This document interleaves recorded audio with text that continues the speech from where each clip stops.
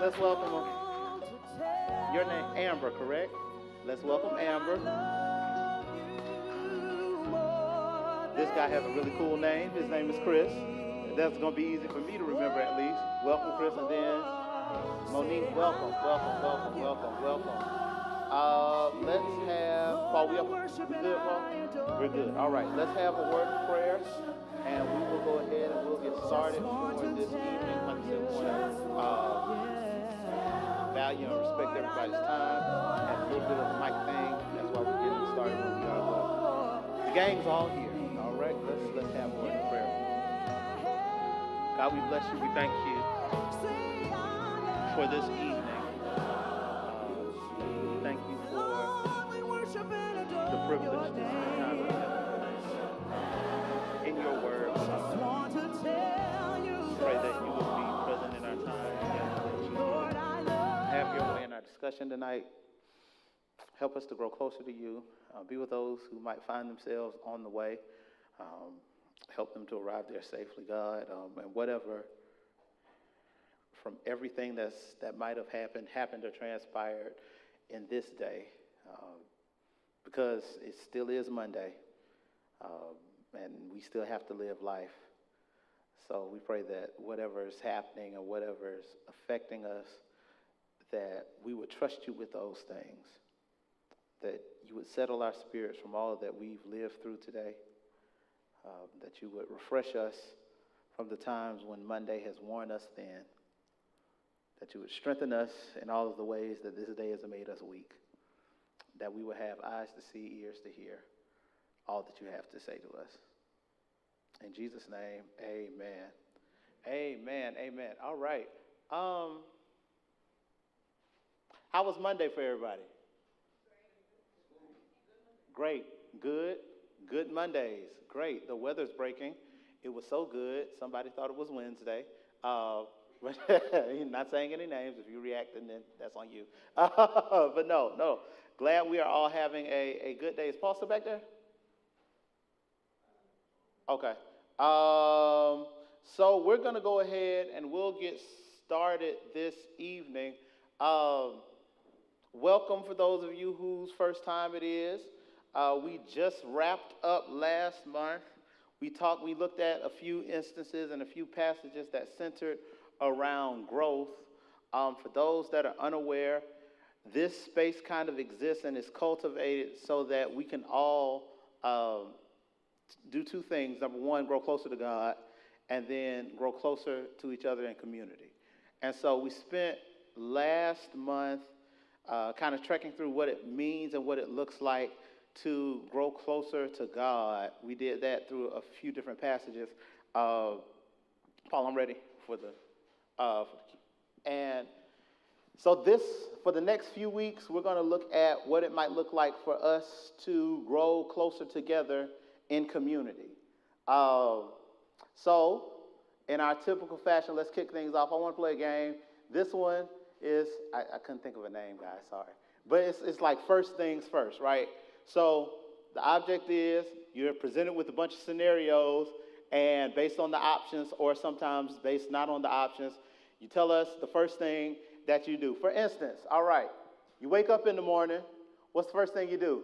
Watch TV, read your Bible, scroll through your timeline, or go to the bathroom? Okay, bathroom is the overwhelming favorite, right? Anybody not going to the bathroom first thing? Okay, good. I mean, there weren't really any wrong answers. All right, just trying to get a litmus test for where everybody is. All right, so next thing, you're coming home or you get into the office or wherever you work. What's the first thing you do? Check your email, pray, get you some coffee, or start talking to people? Okay, prayer is generally self-explanatory. Somebody said coffee. Who said coffee? Kai, why coffee?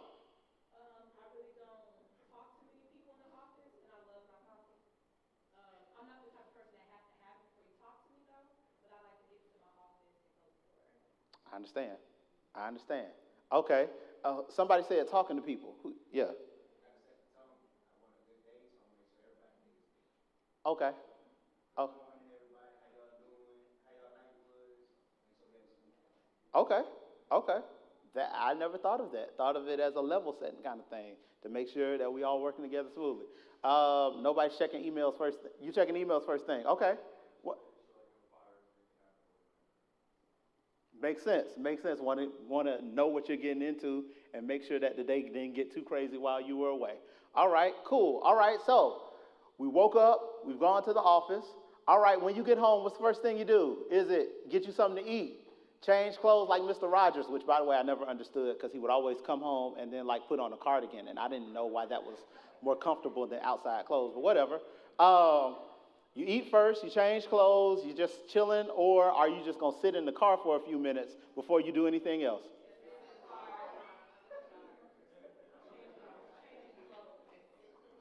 Okay, I heard you said changing clothes because you don't want to be in outside clothes.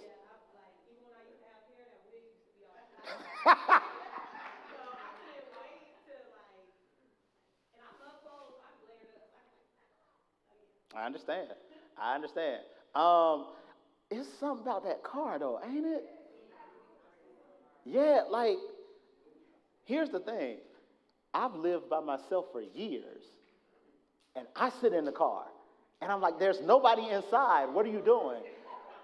But it's something about just sitting in that driveway for a few minutes, right? It's just like, yeah. Anybody doing anything else? Anybody? Okay. All right, cool. All right. So we looked at that. Let's say it is Saturday morning or the equivalent of Saturday morning for you. Are you spending the first thing sleeping some more? You getting up, putting on some Anita and cleaning? You finding your friends trying to figure out what y'all are doing for brunch? Or you just going to watch some TV, binge watch, catch up on some shows? Which one you doing? Okay, who said sleep? Again, pretty self-explanatory, but somebody tell me why.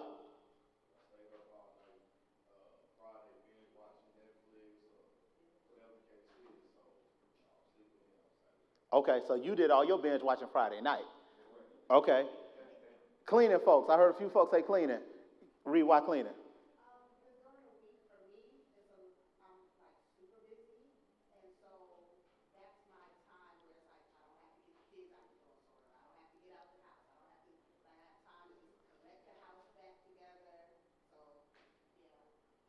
Okay. Okay. Anybody else? Any other answers? Because I saw a few other hands. You okay? You just gonna chill out, watch TV? I, I'm gonna say this, realizing that confession is good for the soul but bad for the reputation. Saturday mornings, y'all know what I do? I watch all them old episodes of Cheaters that be on VH1. Let me tell you something. If you want to find the good mess in this world, because they be catching, like the old ones too, when they used to catch people down at the T-Ball and at the Universal Soul Circus, and folks be, you say what? I know it's in Dallas, like, and now that I live here, I can recognize where they at, and that makes it better. Like, ooh, I know that place. Okay, all right, but that's just me. Be better than me, y'all. All right, let's say hypothetical scenario. Well, maybe not a hypothetical scenario, but make it as hypothetical as it needs to be. You're planning a vacation. What's the first thing you're doing? Are you looking up hotels? Are you looking up flights? Are you looking up your calendar to see when you got time off? Or are you looking for a destination?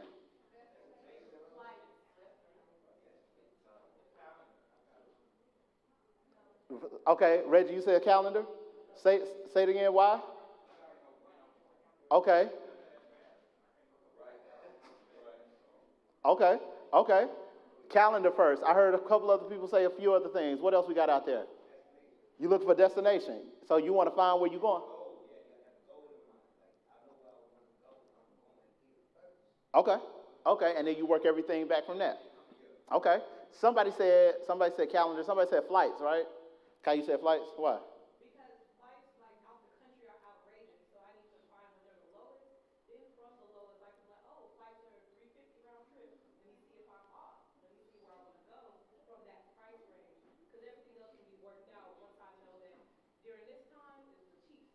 Got you. I got you. Yeah, them flight deals are crazy. Like, it's like, hey, by the way, you can now go such and such for $12, but you got to do it in the next 13 seconds. Makes sense? Makes sense. Makes sense. All right. So where we at now? All right. let's say you hit the lotto. Not the lottery, not the rapper. Sorry, guys. What's the first thing you're doing? Quitting your job, calling your mama, paying some bills off, or buying a house? Okay, I'm coming back to that, Reggie. What? I'm not even going to ask why, because the way you said it, just YK. All right, who else quitting their job? First thing. Okay, all right. Couple folks quitting. Who's calling somebody? They mama or, all right. A few folks. Corey, why you calling your mama? Okay.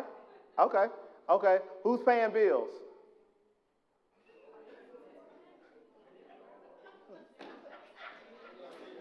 You know what, dog? I'm not even mad. I commend the responsibility. Like, that's very responsible. And, like, probably much more self-discipline than I have. Anybody buying a crib first? Who else buying a crib? Nobody? Now, Reggie, of course you did. You said none of the above. I'm sorry. That was Freudian. That did not mean to come out over the microphone. What are you doing and why? Anyway, what are you doing and why, Reggie? You said what?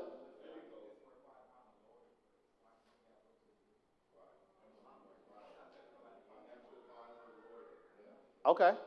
All right. Okay. All right. Yeah, get that makes sense. That makes sense. All right, I think this is the last one. Something strange is going down in any hypothetical city. Who you calling first? Batman, Superman, Iron Man, or Black Panther?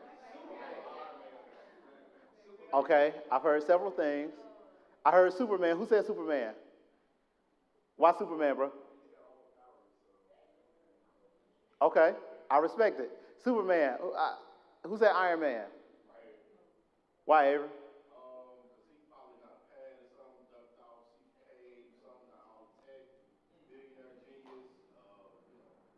Okay.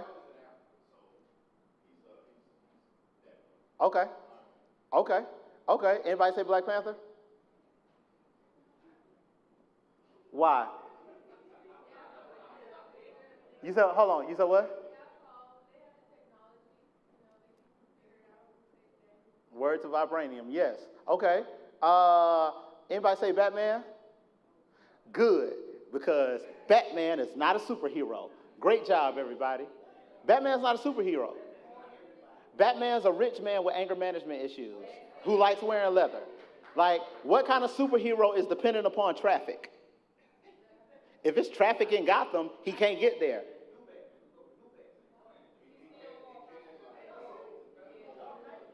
Are y'all really defending Batman right now? Like, he's a rich guy who likes beating up, like, misdemeanor felons. Like he beats up petty criminals because he won't go to therapy. Like, go to therapy and leave Krav Maga alone, guy. That's all. Yeah, the Joker's crazy. Yeah, but yeah. Batman, he's just rich, dog. He's just rich. He's rich. No, both of them are rich. But Batman, the difference between Batman and Iron Man is that Iron Man actually has something in him that makes him kind of super. Batman is a rich man who likes wearing leather. That's all. That's all. I'm sorry. I didn't mean to go down that far. But yeah, I'm sorry. Batman's not a real superhero, so that was kind of a trick question. All right. So we're talking about, like I said, growing in community and what that looks like. And so we kind of want to look at some foundational things at the very beginning, at the offset of our time together tonight, right? And so the thing we want to talk about tonight is that the foundation for Christian community is love, okay? All right? So let's go in our Bibles to John 15, the Gospel according to John. So it's going to be in the New Testament, the fourth book, Matthew, Mark, Luke, John. The 15th chapter, verses 9 through 17. I think everybody's at a table with somebody else. If not, can we make those adjustments? And let's look at the following things together. Let's read through our passage, and then at our table, let's see what we know as it relates to background. We want to know context, right? What's going on, how we got to this point. The author and the audience, who wrote this passage, to whom were they writing? That matters too. Then we want to summarize it, kind of see what's happening here, what's the point of it all. After reading that, or after going through that, let's look at some invitation or instruction, like what is this text calling, inviting us to do? How do we live through this passage? What's God saying? What are the adjustments God's calling me to make in my life, in my space, and the way I function through this thing that we're reading? And then let's finally look at some challenges and some confusions we have as we're reading it. So what is the king, as we look at, especially as we look at the invitation or instructions, right? What's the thing in your mind that says, I can't do this on March the 6th in 2023 because blank? What's the thing that stops me from doing, the thing that this passage tells me to do? And what's the thing that confuses me about this passage? So let's take a few minutes, look through those things, look through our passage together, and then we'll come back and talk together as a group, and then we will be gone. All right. John 15, 9 through 17. Let's take about 10, 15. That's a lot of 15s I said just now. Sorry. And we'll come back together.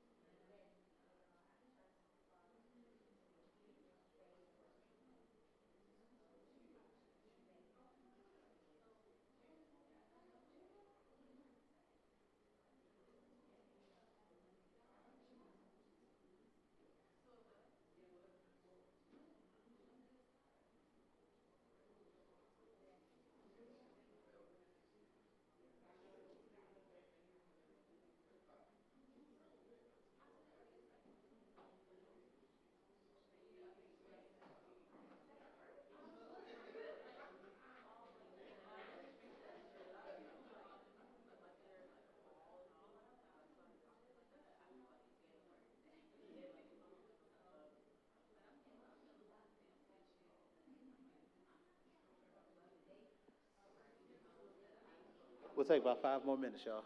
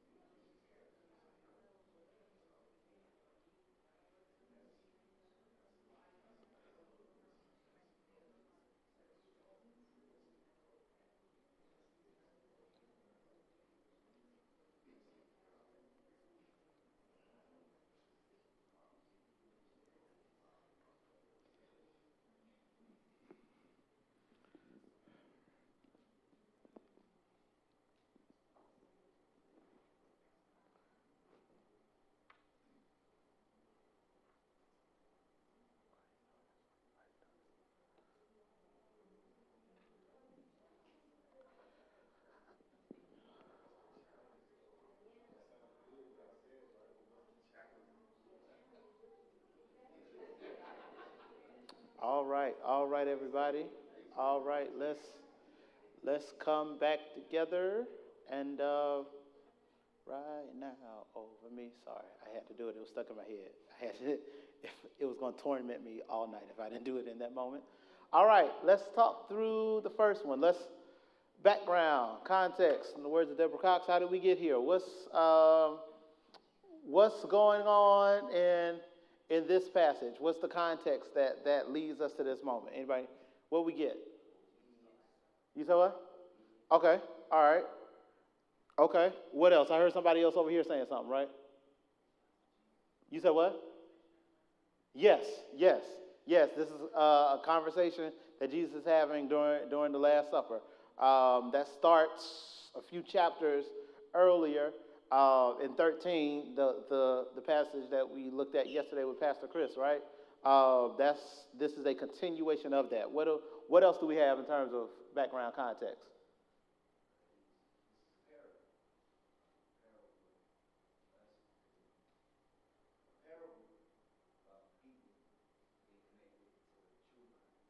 Yes, that's how it starts. That's how it starts. That's how chapter 15 starts. This is in the back half of John's gospel, and the back half of John's gospel is kind of specifically devoted to Jesus' crucifixion, that's really like all that deals with, right? So the beginning, so all of chapter 12 kind of gets to the preparation for that and what that's going to look like. And then we stumble up on John 13, where they're having what we commonly refer to nowadays as the Last Supper.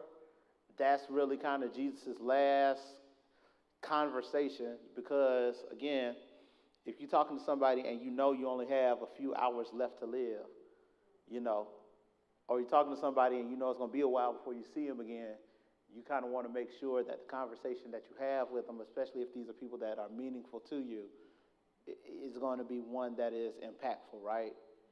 You don't want to spend time talking about, like, you know, ranch or blue cheese. You want to talk about stuff that actually matters, right? And so here Jesus is in this piece laying out a lot of stuff as it relates to this conversation. Chapters 18 and 19 deal with the actual death and the crucifixion and what that looks like. And then 20, I was supposed to say 21. 20 and 21. Nope, don't sing that song. Chapter 20 and chapter 21 deal with the resurrection and everything that happens thereafter. But yes, this is Jesus with his disciples the night before, talking through everything. All right, so let's talk through author, audience. What do we know? What are we able to find? Jesus is speaking. Yes. But this book is written by the Apostle John. Yep. What else? Yeah, so like this is why this is tricky, right? Because the author is John, the apostle or the disciple, but he always refers to John as the beloved disciple. That's weird, because like it's John talking about himself in the third person, like, you know, this is the one Jesus really loved, right? Right? Yeah, so like there's that part about it that I always thought was a little funny. But this book is believed by many to be written sort of in the 90s, the last decade of the first century. So John has moved from the Palestine area into Ephesus, what we call Turkey nowadays, right? For a couple of reasons. But he's living in Ephesus, but because he's got such close ties to the community, his ear is still to the streets, right? He's able to still kind of keep a pulse on what's happening because that's where all his people are.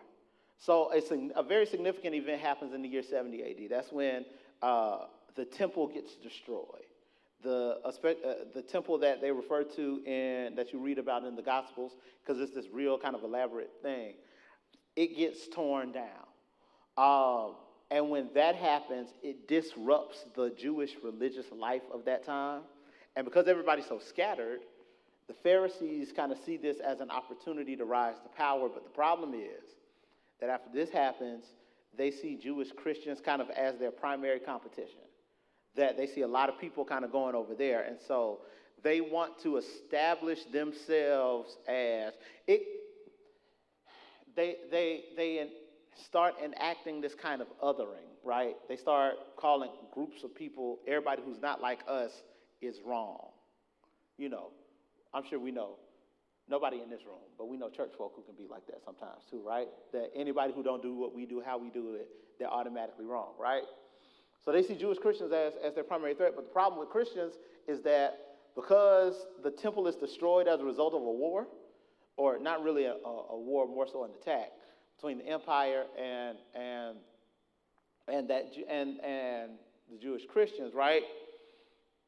The empire is now looking at Christians funny, because in Rome, whoever is emperor is king.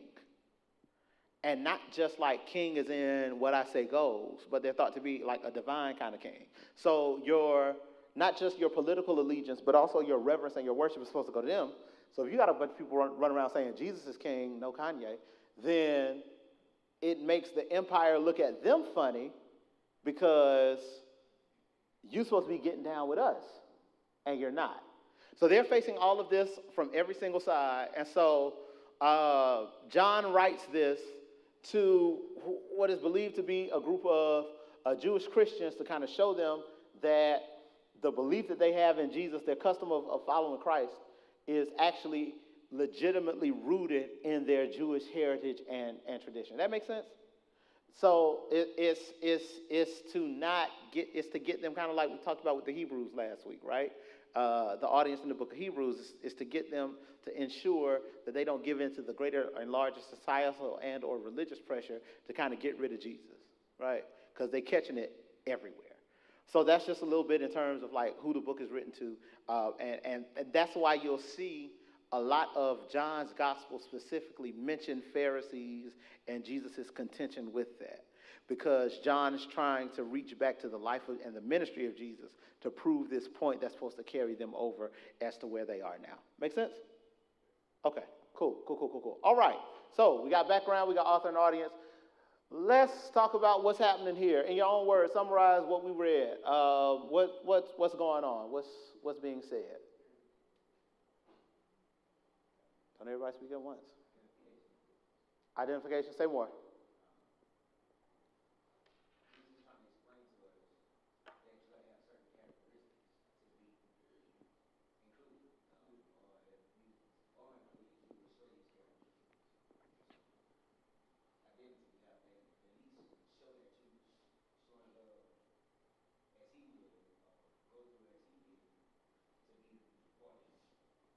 Okay, all right, sure, Kai. Yeah, okay. I thought- Okay, yeah, we got a couple things. Just identity, we got love. I heard somebody over here. Yes.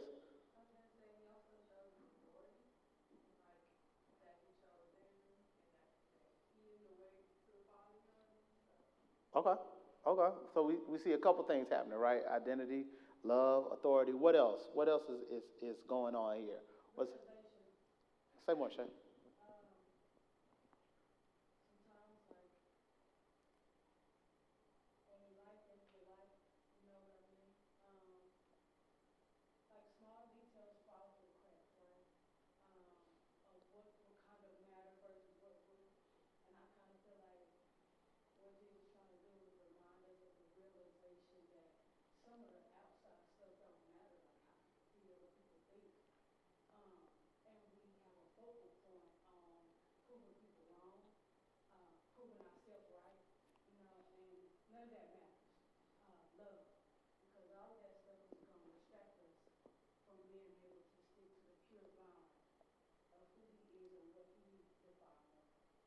Mm-hmm. Okay. Okay. Thanks, Shay. Let me see. What else, Ken?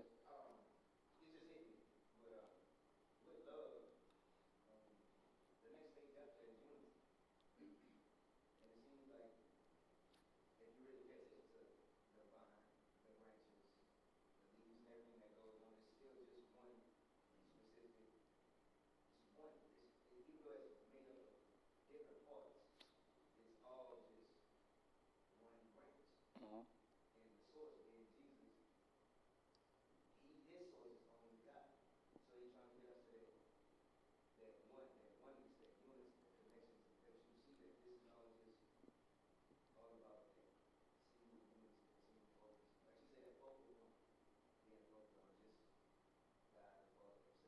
Okay.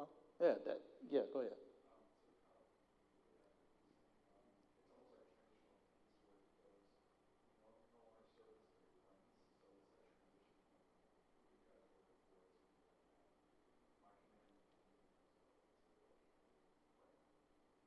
Okay. Yeah. Yeah. That's. We get to this piece, and Jesus essentially says it's almost a reiteration, right? I, like I told you that this piece of John starts in John 13, right? One of the 34 verses 34 and 35 of John 13 are where Jesus kind of reiterates, like, okay, the most important thing y'all will do, and the way that people will know y'all are my disciples, is if you love one another, right?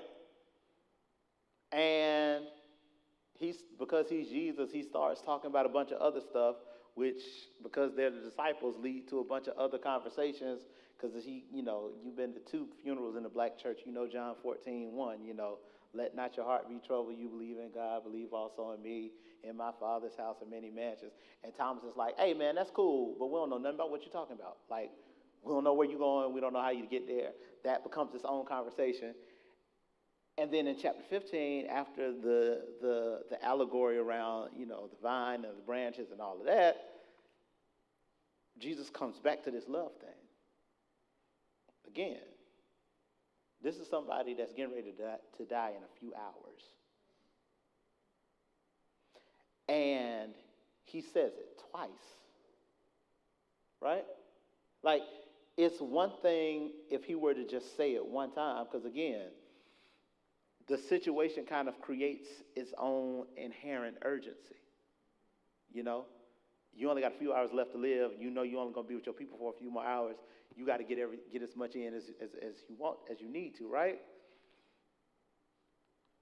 So it's one thing if it comes up at one point in the conversation. But when it comes up again, that should kind of tell you, all right, maybe this is really important, right? And so Jesus centers everything in this discourse.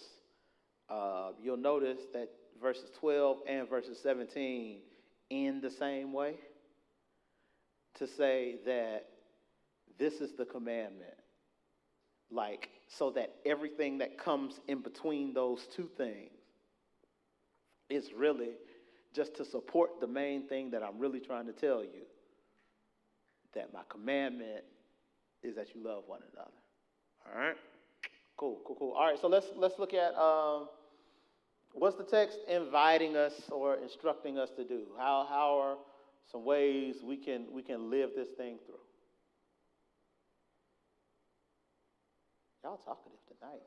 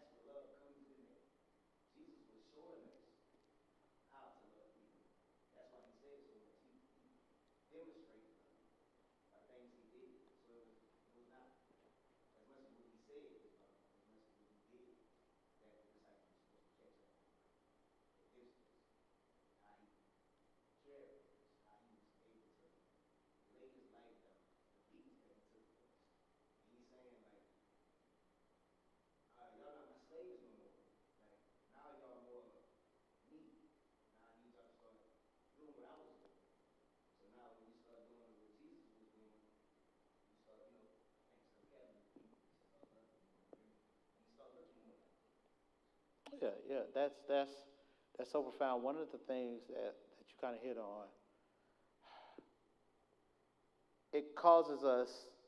this kind of causes us to re-examine the correlation between love and injury, right? That it's very possible to love something or someone and still, most times, I would hope, unintentionally, have pain get introduced, right? That the presence of love isn't always the absence of pain. And sometimes that pain is really more of a healthy tension. It's kind of like that after gym pain, right? Where it hurts, but, inwardly you kind of know that, like, it's good for me, right? But then, because we're human beings, sometimes we just mess stuff up. It don't mean that we mean to. It just happens. Because again, you got to think about who all is in this space. You have two brothers, John, the beloved guy, being one of them, starting off arguing about who's better than the other ones. The conversation begins. Now, mind you, for more context, this is the Passover, right? This is a time where this is the time of religious ceremony, where they're supposed to be commemorating what God had done for their people in terms of bringing them out of slavery. So they have this meal every year. They doing this thing, that entering into this was supposed to be this religious space, and they start off arguing. There's this clash of personalities happening, right? You got Peter, who, carries a knife and will cut you. You got James, you got John, and you got a bunch of other people who are like, we don't know their names, but they in the fight too, right? And you got all of these different personalities. You have a reformed crook, a tax collector. People didn't like tax collectors because they knew tax collectors were thieves. They would charge you something for your taxes, knowing you had to pay it, and then when you paid it, they would, pay off what you originally owed and keep the change for themselves. That's one of the disciples too.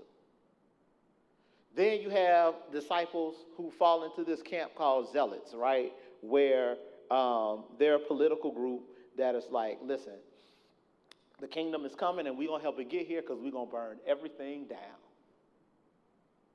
And all of these different personalities sitting in the space gathered around Jesus. And Jesus says, now, with all of y'all different personality types, I'm telling y'all to love one another. Which also says that we can love each other and still be different. Right? Like, love doesn't mean that I have to become a clone of you, that we have to think the same way. Because Jesus never tells them to be the same individual. Jesus says, regardless or irregardless, whichever one you say, no judgment, but regardless of where you find yourself, the only thing that matters is that you love the person that's next to you. Love the person that you're in community with, even if they're different from you. Yeah. So what yeah, go ahead, Shay.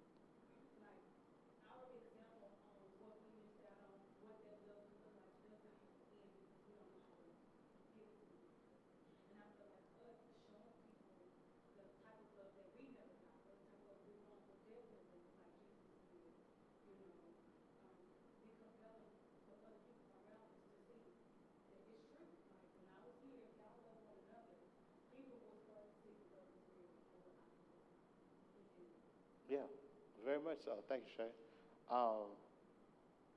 You can't really love folks without knowing them, right? I mean, theoretically, you can. But what I'm saying is there's a difference in, I could give you something a certain way, here's the example that's in my mind. Jasmine, who's upstairs, she's allergic to peanuts, right?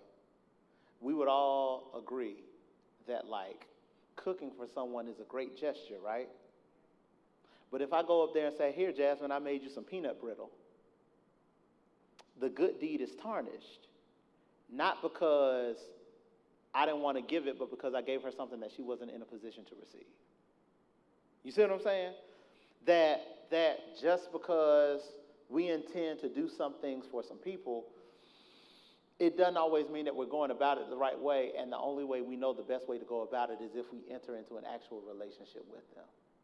You get what I'm saying? Does that make sense? Yeah, like, if,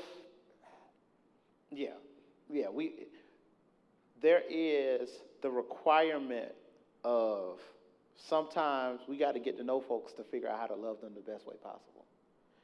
And unfortunately, the process of getting to know folks is a messy one. It's easy with like Shay was mentioning, with the hindsight of 2,000 years to kind of read this and envision this like utopian community where everybody just loves one another. They got into an argument like a little bit after Jesus left. If you read any little bit of church history, you'll see that there's always this kind of constant back and forth, these disagreements about a wide variety of stuff, like from the Bible up until now. And again, even in the midst of that messiness, even in the midst of that perpetual tension, even in the midst of those disagreements, the call of Jesus and the primary commandment is don't get caught up in that stuff. Love one another, right? Yeah. What else? What else are we invited, instructed to do in this, in what we read? Go ahead.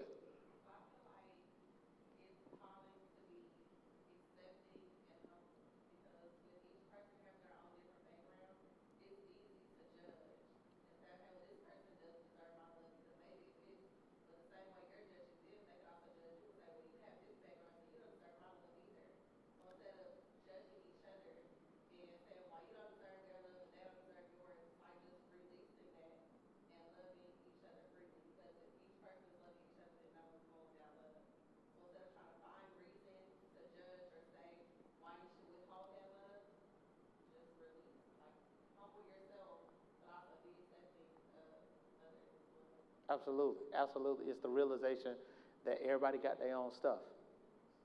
And I could be so busy trying to magnify yours that I ignore what's happening with me, right? Not realizing that the same Jesus who loved me through mine also loves you through yours. Yeah. But it's easy to shine the light on other folks and leave ourselves in the darkness, right? Where we can amplify other folks' mistakes and minimize our own. Yeah. But that comes with that, what we talked about last week, that honest self-assessment too, where you take an honest and sincere look to say, my stuff stinks too. Yeah. Well, anything else in terms of what this passage kind of calls us to? Yes, sir.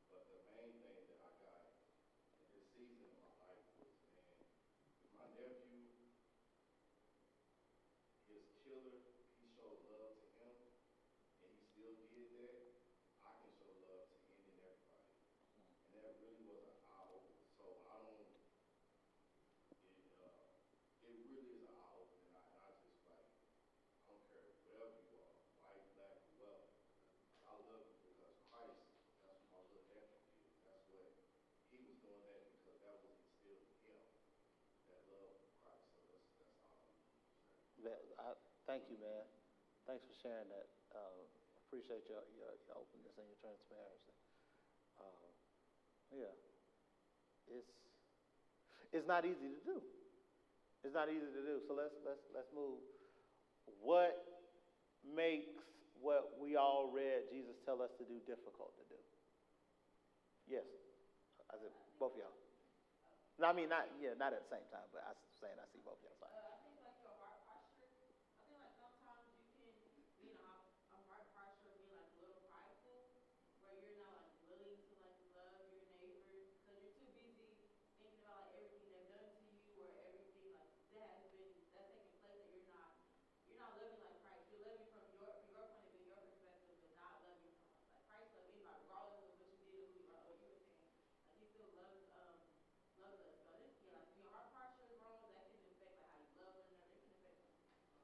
Okay. Cool.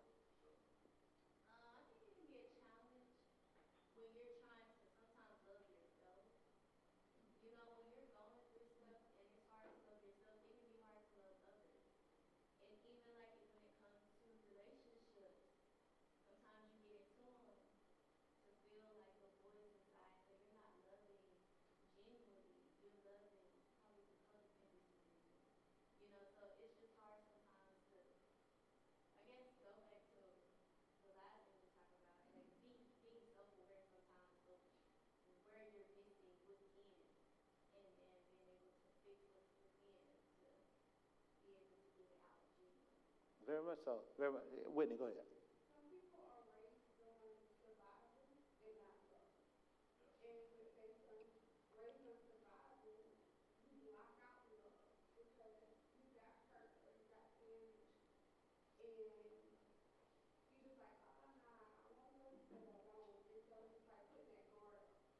Mm-hmm. Yeah. There. Okay. I see you though. I come to you. Pain is a real thing, right? There's a reason why many of us as adults don't go around touching stoves. Because we remember when we were kids, the time we did that. We remember what happened to us, and we remember the reason for it. And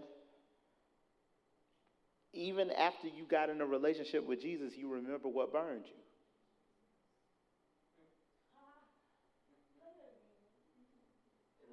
It's a real thing. Like you got in a relationship with Jesus, but you still ain't touched no stove because you remember the thing that burned you, and you remember the pain that it caused when it burned you. And so, for Jesus to say love anyway can sometimes sound like Jesus saying, turn that stove back on and put your hand right back on it.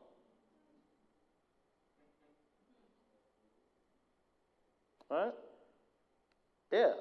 Sometimes it is the very real memory of the very real pain that makes us hesitant to make ourselves vulnerable. Right? Because love requires a certain measure of vulnerability. Right? Because that's part of the thing with all relationships, the good ones at least, right?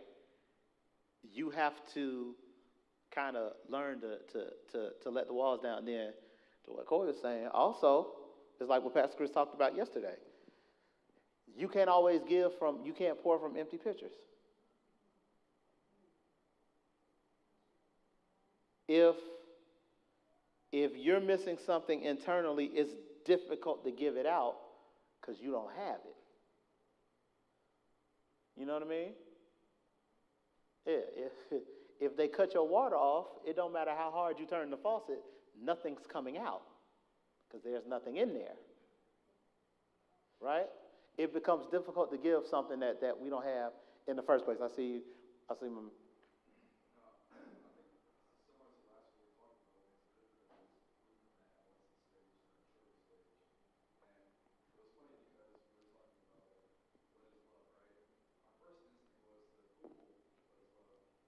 did the song come up? Because that's what's playing in my mind right now. Baby, don't hurt me. Sorry. Oh, okay. Okay.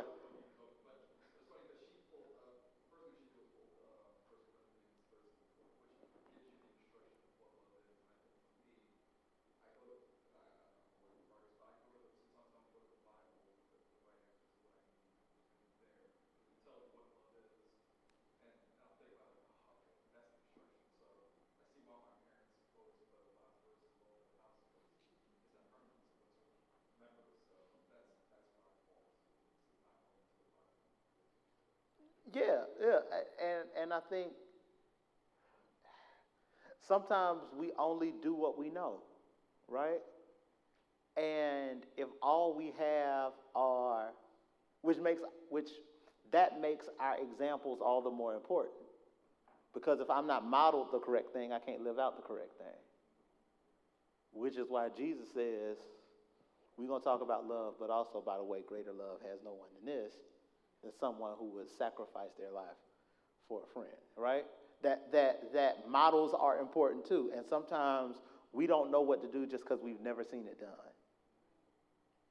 Again, the reason why all these years later, many of us know how to walk or know that our legs can carry us is because when we were 6 months, 9 months, 18 months, we saw other people doing it, and we said, I can do the thing that everybody else is doing.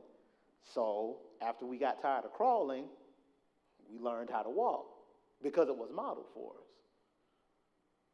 But if you never get that model, you don't know you can do it.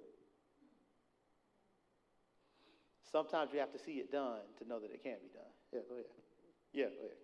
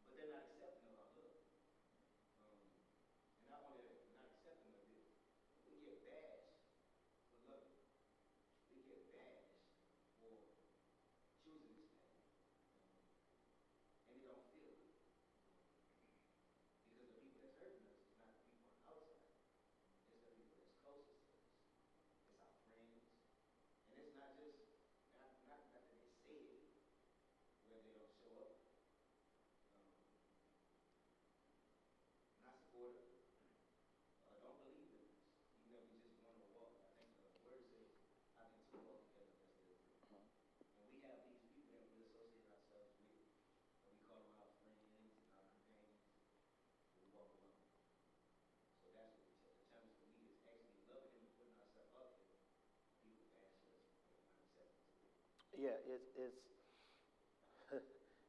Jesus does that Jesus thing, right? Where Jesus will tell you to do something, but won't say nothing about the response you might get.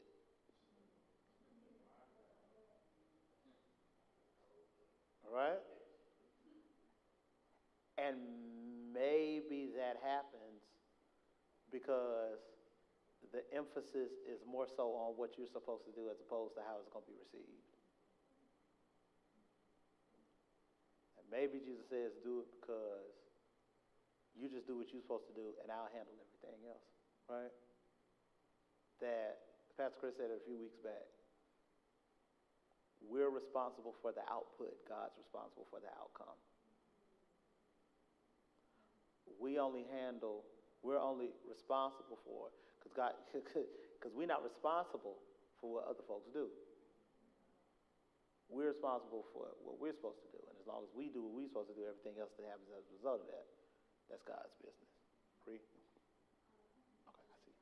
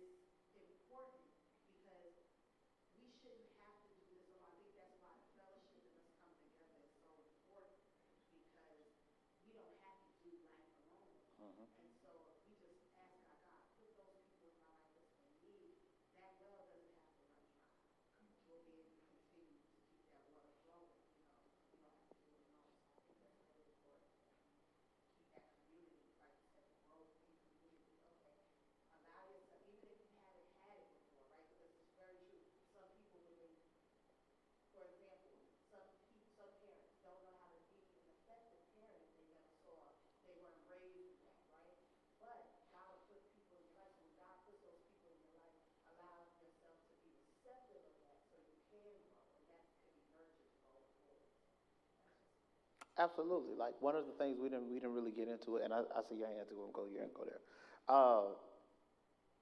The verses after this, Jesus tells his disciples, like, the reason I'm telling y'all to do this is because it's a cold world out there.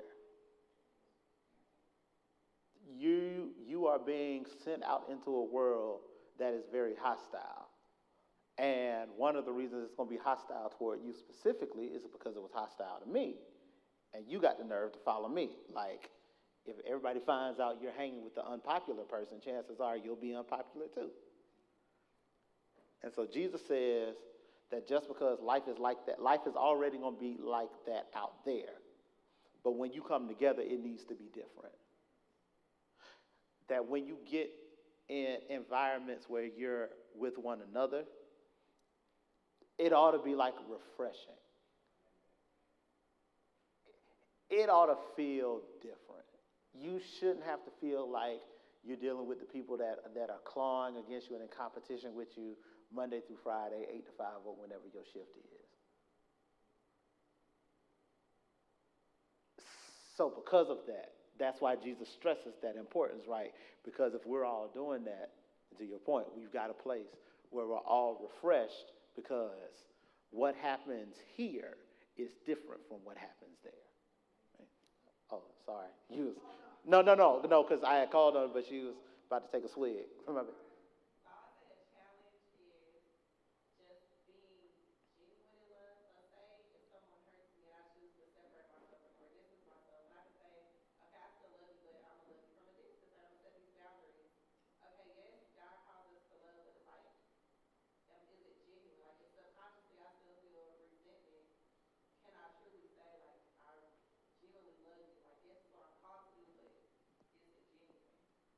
Very real. So it's tricky trying to figure out which neighbors you should love while they stay in their house and you stay in yours.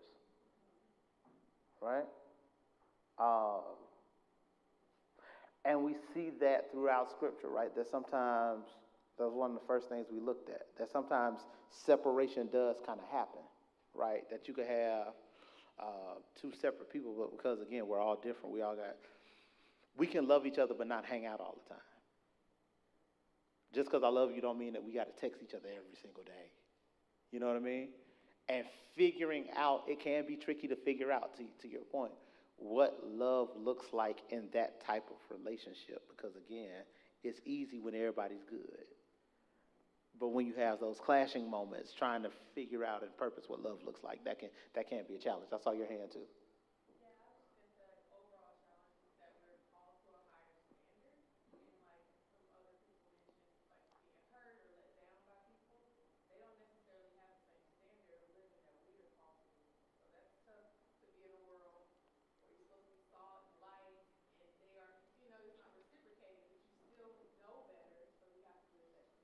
Exactly. Like I want to do what they doing.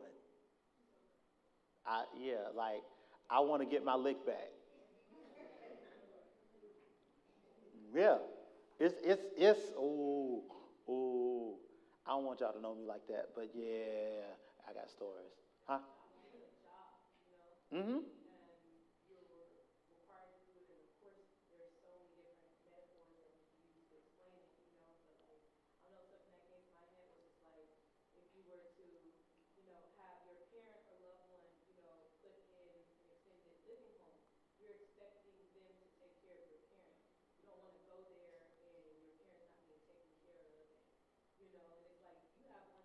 Yeah.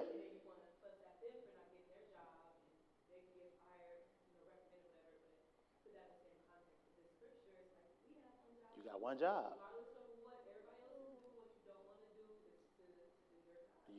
You got one job, even when it don't feel like, oh yeah, uh, we could talk about. Anyway, I see you. I'm gonna go here now. I'm coming. Come get you, sir. All right.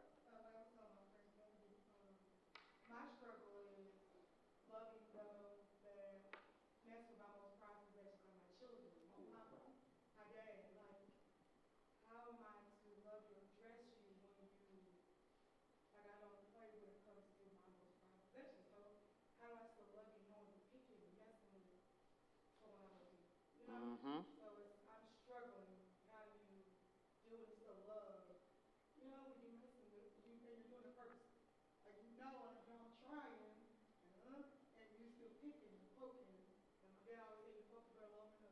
Yeah. Yeah.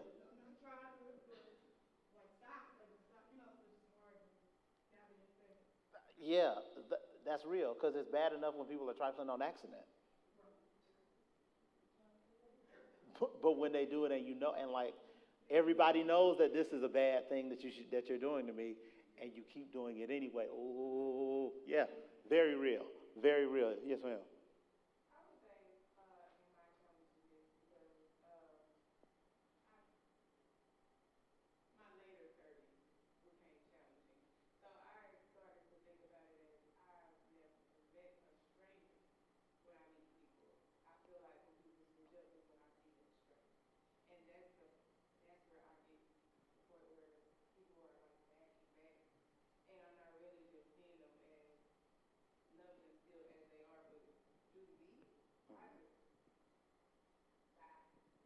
Yeah.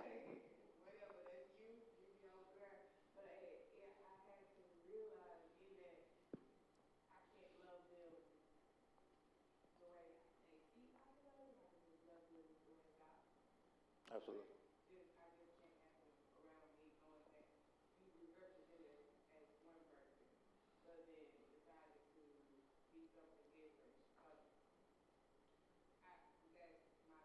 Hmm. That's a real thing. That's a real thing because unfortunately, God don't change what people do. Yeah, yeah, that's real. Shay, and then we'll move and wrap up.